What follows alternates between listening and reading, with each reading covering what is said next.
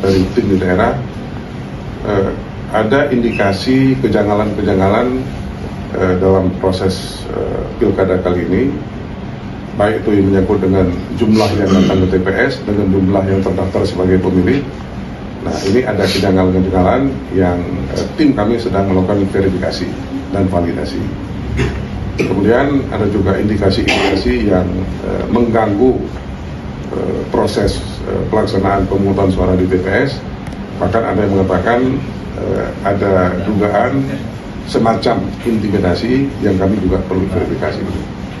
Tapi kami yakin, insya Allah, walaupun sementara kita mendapatkan angka 54%, sisa dari suara yang sedang dihitung, insya Allah angka ini tidak berkurang, bahkan bisa lebih dari 54%.